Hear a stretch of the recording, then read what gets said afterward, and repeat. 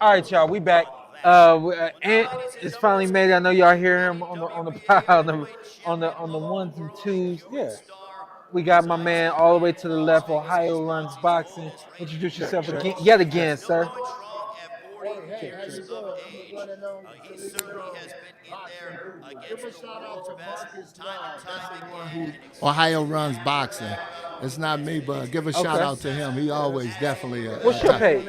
I'm just the boxing guru. I Check was one, two. formerly known as the Wilder Hater, but I'm the boxing Oh guru. man. Boxing Guru One TV. If you're looking to find me. Yeah, I brought you on, and we've had you on before, but boxing guru. I'm gonna have to remember that. I always had you in the same space with Ohio runs boxing. Obviously, knowing you from Ohio, so I just kind of connected it that way. Nonetheless, every time I see you, you got a lot of information up in that training, big dog. And we got into a conversation yesterday, and as we were talking, I was like, a lot of what he's saying makes sense. And a lot of every conversation we've had, a lot of it makes sense. And so I was like, you know what? Let me get this man opportunity on my platform Oh, to thank kind you. of share and show the knowledge that you have. Boxing Guru, I'm talking to you about the main event. Who you got? Sebastian Fundora. And I say, why? You tell me, I said, man, that's just too simple. But tell me why you have Sebastian Fundora beating Tsyzu. Well, in my opinion, I like Sebastian Fundora. I just believe the last time he got caught up in, the lack of experience, the lack of training to understand when you reach that upper echelon of boxing, you got to be able to understand how to win, not just perform at that level. You got to learn basic strategies of winning. Sometimes fights is won on that implement alone. But in this fight, I definitely like Sebastian Fundora if he remains tall. I told him yesterday at the workout, and I just told him just now. He heard me yelling, 1-2s. This is a simple fight in my opinion because it's about real estate. Everybody knows Tsyzu comes forward. He like to put a lot of pressure on you. So with Sebastian being 6'5", he definitely cannot give up his height. He definitely cannot reach for his jab. A lot of Sebastian Fundora flaws is he reached for his opponents.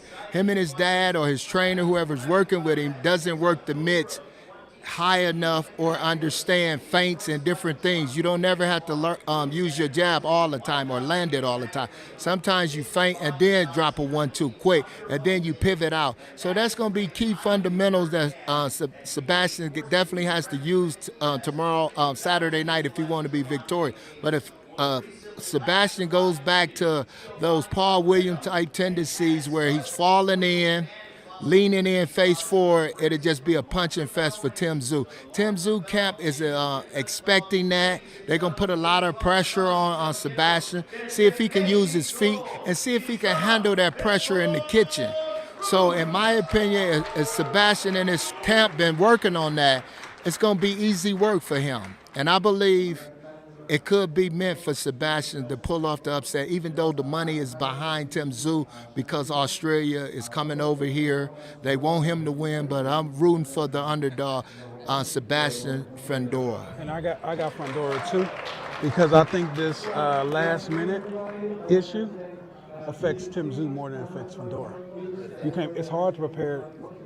Well, it's 2 weeks, but literally it's 4 days. Be honest. Ooh. How do you prepare for Fundora in 4 days? Yes. Southpaw, 6'6". Yes. But me, I believe the business sense, Sebastian really don't talk a lot. Yeah. Good kid. So maybe they had this plan anyway. On this magnitude of a fight, because Keith Thurman was basically the hype man. Because when you put Keith Thurman's name up there, people was like, is it going to be a real fight? Is he going to come in, take the payout? People was suspect about that. But at least with Fundora, you're going to get an action-packed fight if you're a fight fan. But let's go back to what Ant just said. Yeah, you're right. It is hard preparing for someone who is a southpaw, who is 6'6", that big. You can't replace that. However, Sebastian Fundora does have to work for you. You don't have to look for him. He's right in front of you. You don't have to reach for him. He's coming down to your level. he don't use the southpaw stance as there's no advantage. Like he doesn't work as a southpaw behind the jab, setting up the left hand that you're not used to seeing because the rhythm of seeing left right. Now you got to get now you psychologically you got it. Now you're seeing right left. He's not a right left kind of, you know what I mean. So I really don't think it's a puzzle. I think the puzzle now becomes Tsyzu. I think Tim's going to be very patient. I think Tim's going to let Fundora get into that steamroll that he likes to get into, and I think he's going to pick him apart. Like I said, I just believe this is the difference on Sebastian Fundora.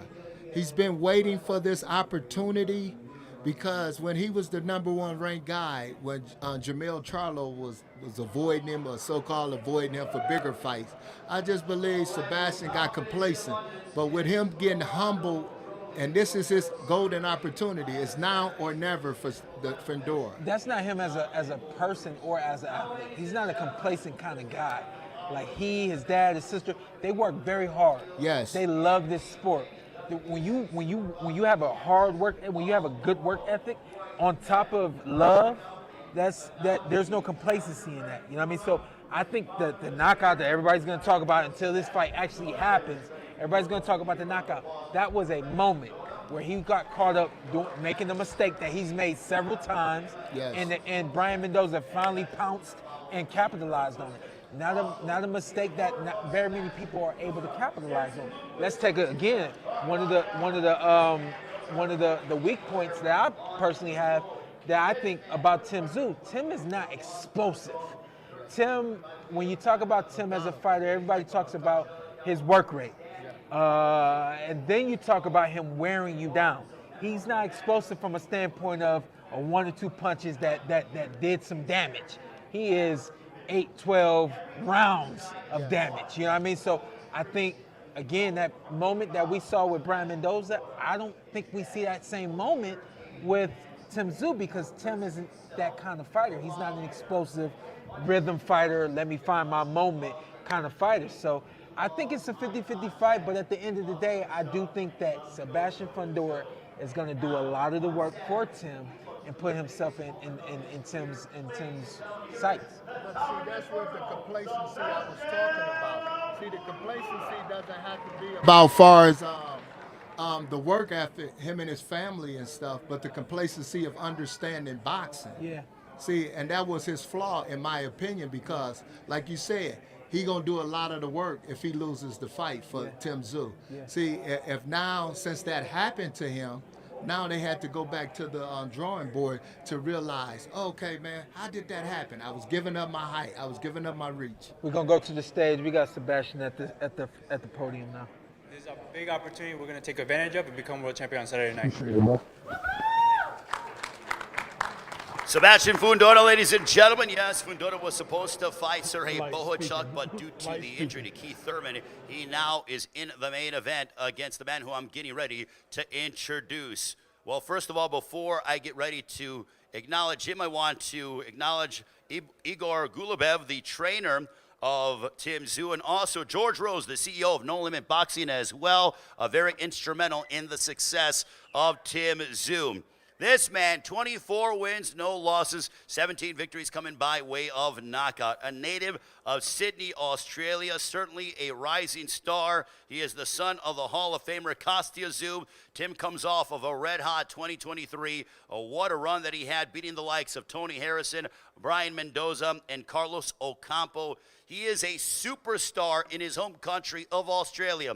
But the one thing that he's always said is that I want to come here to Las Vegas and headline a massive night of boxing as a world champion. Well, Tim, ask and you shall receive, and you've earned every bit of it. Ladies and gentlemen, please welcome the pride and joy of Australia. Here is the undefeated and the reigning and defending WBO Super Welterweight Champion of the world. Here is Tsyzu.